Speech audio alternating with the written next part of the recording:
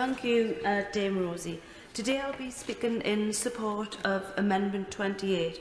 And to begin with, I want to say how frustrating and worrying it is that we are yet again debating a piece of legislation that will violate an international agreement under a government that has an alarming disregard for the rule of law. And for the second time in a space of a few weeks, the government are attempting to force a bill through this House concerning Northern Ireland, despite it being against the expressed wishes of many people in the North. It's becoming increasingly clear the contempt with which this government holds the views of people in the north of Ireland.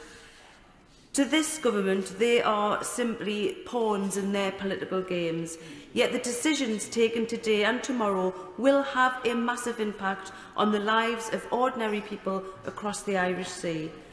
And given that just the other week, the government forced through the Northern Ireland Troubles Bill, despite it being opposed by every party in the Northern Ireland Assembly, it's a shameless act of hypocrisy for the government to now be using the lack of cross-community support for the protocol as an excuse for scrapping it. This is especially the case when the majority of MLAs have written to the Prime Minister opposing these plans, branding them reckless, and reject the government's claim that they are protecting the Good Friday Agreement and that it is in fact working to destabilise the region. The letter goes on to state that to complain the protocol lacks cross-community consent, while ignoring the fact that Brexit itself, let alone a hard Brexit, lacks even basic majority consent here, is a grotesque act of political distortion. Dame Rosie, cross-community support is a phrase that has real meaning in Northern Ireland. And it is so poor that this week the government seeks to portray itself as the champion of bridging the divide, when just the other week it was dismissing this importance out of hand. It's absolutely clear that the majority of legislators in the North believe that the measures in this bill will come at a clear economic cost to Northern Ireland, and that the protocol currently represents the only available protections for Northern Ireland from the worst impacts of that hard Brexit.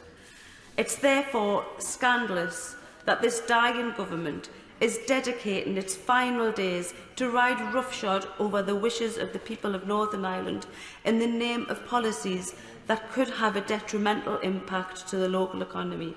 And that's why I'll be supporting Amendment 28, as it will prevent the government from making regulations relating to the dual regulatory regime until an economic impact assessment of the proposed changes have been carried out. The Prime Minister negotiated, signed off on and campaigned on this protocol deal, promising to deliver, one of the many promises he's reneged on.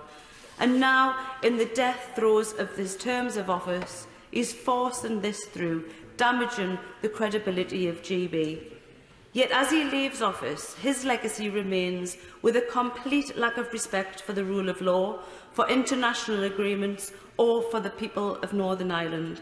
Sadly, the people of Northern Ireland will be poorer for it. Thank you, Dame.